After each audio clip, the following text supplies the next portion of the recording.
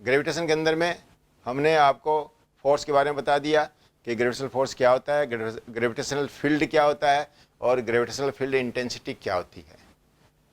ठीक है, अब हम एक नेक्स्ट टॉपिक पर आ रहे हैं, वो बड़ा इंपॉर्टेंट टॉपिक है और क्या है वो, ग्रेविटेशनल पोटेंशियल एनर्जी। सुनो, आप क्या जानते हो? आप जानते हो कि जो ग्रेविटेशनल फोर्स है this is A conservative force, ये कंजर्वेटिव फोर्स है और you know that if A particle is moves under the conservative force then its potential energy changes. How its potential energy changes? इसकी किसी की potential energy कैसे change होती है, किसके, कि if the particle is moving under the conservative force. इस बात को हमने आपको किसमें, वर्क एनर्जी पावर में बताया और हमारे पास क्या फॉर्मूला है, we know that the change in potential energy is equal to minus of work done by conservative force. Conservative force ने जितना वर्डन किया है उसके नेगेटिव के बराबर होता है change in potential energy. Change in potential energy का मतलब क्या हुआ, you final minus U initial. Change is always final minus initial. और वर्डन का फॉर्मूला क्या होता है, integration F dot D are.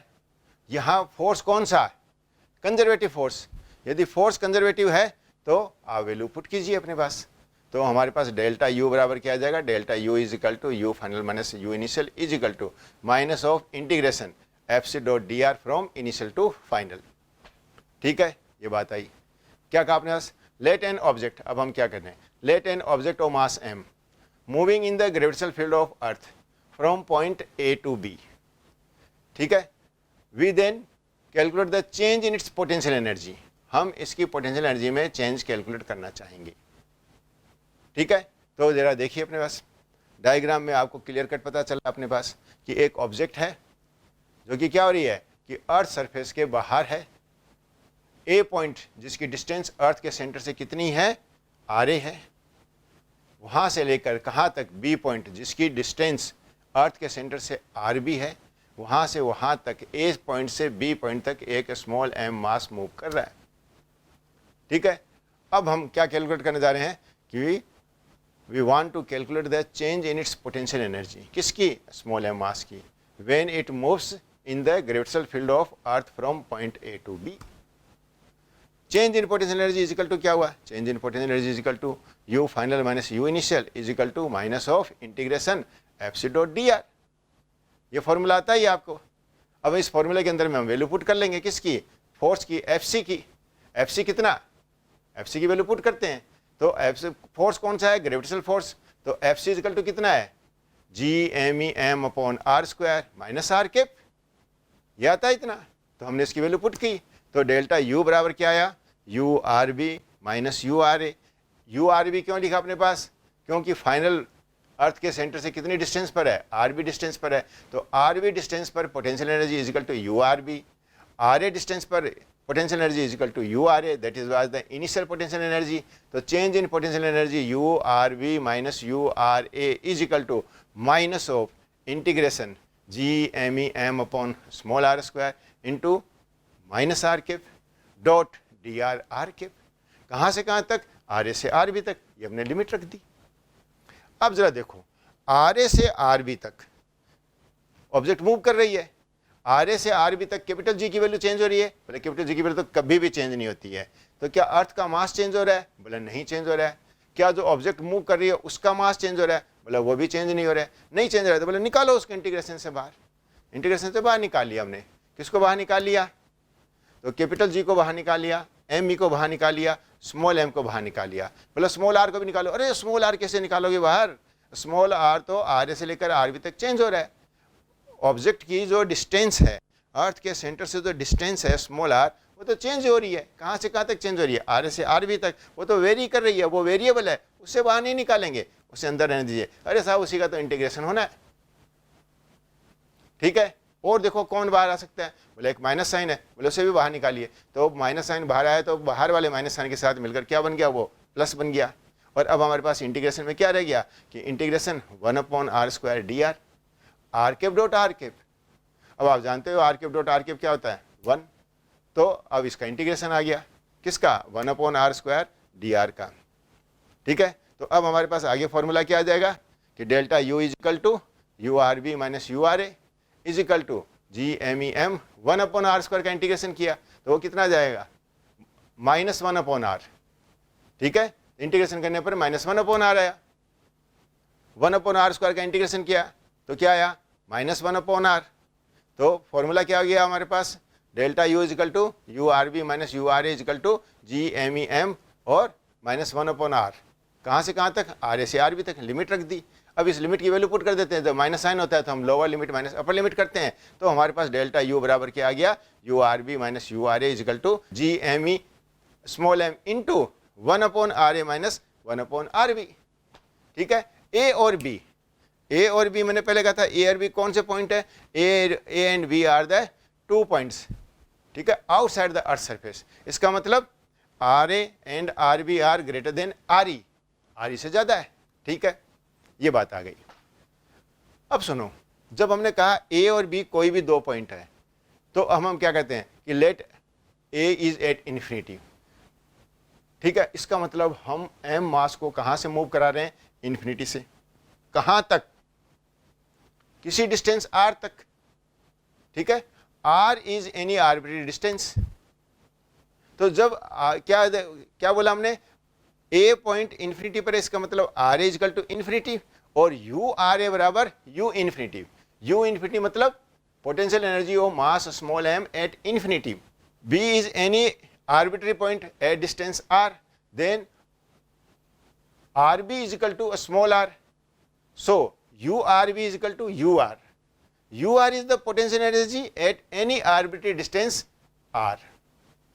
ठीक है, चलिए तो अब देखिए, अब इसको फॉर्मूले में पुट कीजिए तो हमारे पास क्या आ जाएगा कि delta u is equal to you r minus u infinity is equal to G M E m into 1/r A की जगह तो लिए क्या लिखेंगे इन्फिनिटी, माइनस 1/r बी की जगह क्या लिखेंगे r।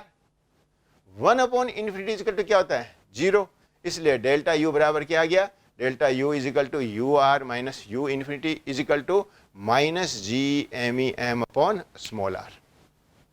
ठीक है, अब एक काम करें, u इन्फिनिटी को हम राइट हैंड साइड में ले आए तो हमारे पास क्या आ जाएगा, u r is equal to क्या आ जाएगा, u r is equal to minus G M E M upon small r plus u infinity. U r क्या है, u r is the potential energy of mass small m due to earth at a distance small r from its centre, and u infinity is the potential energy of mass m at infinity. ठीक है, ये बात clear हुई। ठीक है, तो अब हमने इसी तरह क्या दिखाया कि जो ऑब्जेक्ट है वो हमारे पास कहां से आई, इन्फिनिटी से किसी डिस्टेंस r तक आई है, तो वहां पर उसकी पोटेंशियल एनर्जी कितनी हो गई और वो हमने बता दी। ये जो डिस्टेंस r है ये कहां पर है, आउटसाइड द अर्थ। क्यों, r is greater than r ई है। ठीक है, तो अब ये जो m मास है वो अर्थ सरफेस के बाहर है, इसका मतलब वो अर्थ सरफेस से कितनी डिस्टेंस पर है, अर्थ सरफेस से जो डिस्टेंस होती है वही क्या कहलाती है, हाइट h। इसका मतलब जो पोटेंशियल एनर्जी हमने अर्थ के सेंटर से r डिस्टेंस पर कैलकुलेट की है, यू आर कैलकुलेट की है, actually this is a potential energy at A height h। बात क्लियर हुई कि हमने m मास की पोटेंशियल एनर्जी का फॉर्मूला लिखा यू आर, वो कहां पर है, अर्थ सरफेस से बाहर। अर्थ सरफेस से कितनी बाहर, तो h डिस्टेंस पर है।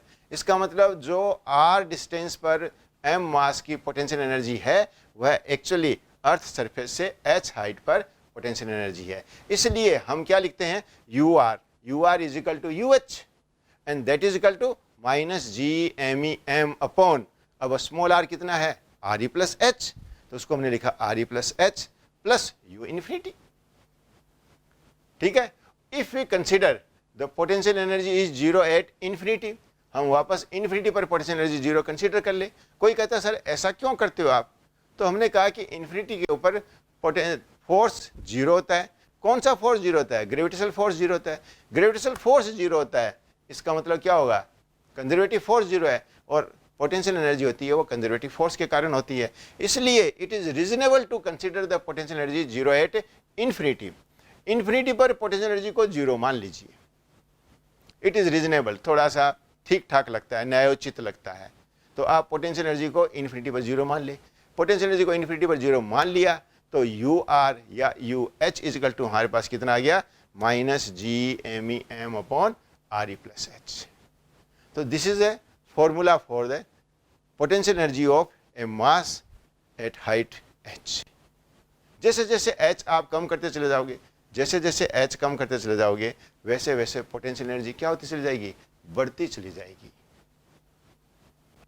अरे नहीं नहीं नहीं नहीं नहीं, यही तो आप गलती करते हो। हम आप लोग तो केवल ये देख लेते हो कि भाई एच कहाँ पर है, डिनोमिनेटर में है, डिनोमिनेटर को कम कर देंगे तो क्वेश्चन बढ़ जाएगा। अरे माइनस साइन भी कंसीडर करो, इस माइनस साइन को कंसीडर करो, इस फॉर्मूले को खूब बढ़िया से देखो। यहाँ एक माइनस साइन है, तो जैसे जैसे आप एच हाइट को क्या करोगे, कम करोगे, जैसे जैसे एच हाइट को कम करोगे तो क्वेश्चन बढ़ेगा, और बढ़ेगा तो उसके साथ साथ के अंदर में माइनस साइन और है, तो पोटेंशियल एनर्जी घटेगी। जब एच जीरो हो जाएगा तो पोटेंशियल एनर्जी मैक्सिमम आ जाएगी। ठीक है, कहाँ पर आ गई, सरफेस पर आ गई। हम सरफेस तक की बात कर रहे हैं। ठीक है, इनसाइड द सरफेस क्या होता है वो एक अलग टॉपिक है। ठीक है, तो हम सरफेस तक की बात कर रहे हैं। जैसे जैसे हाइट बढ़ाई, जैसे जैसे मैंने हाइट बढ़ाई, वैसे वैसे क्वेश्चन क्या आया, कम आया। माइनस साइन होने के कारण क्या हुआ, पोटेंशियल एनर्जी की वैल्यू बढ़ी। एच मैक्सिमम कितना हो सकता है, इनफाइनाइट। आपने एच को इनफाइनाइट कर दिया तो वहां पर पोटेंशियल एनर्जी कितनी हो गई, जीरो। तो जीरो, यदि आपने, इसका मतलब जो maximum value of potential energy है उसको आपने जीरो मान लिया, और वो कहाँ होती है, इन्फिनिटी पर होती है। इसलिए किसी भी हाइट पर पोटेंशियल एनर्जी की वैल्यू क्या होती चली जा रही है, नेगेटिव। नेगेटिव है, और वो उसकी न्यूमेरिकल वैल्यू जैसे जैसे जैसे जैसे जैसे जैसे उसकी न्यूमेरिकल वैल्यू क्या होती चली जाएगी, बढ़ती चली जाएगी, वैसे वैसे पोटेंशियल एनर्जी कम होती चली जाएगी। तो potential energy is minimum at earth surface and maximum at infinity, and that is zero. ठीक है, तो ये बात आ गई किसकी, पोटेंशियल एनर्जी की बात आ गई, ग्रेविटेशनल पोटेंशियल एनर्जी। ठीक है बच्चों।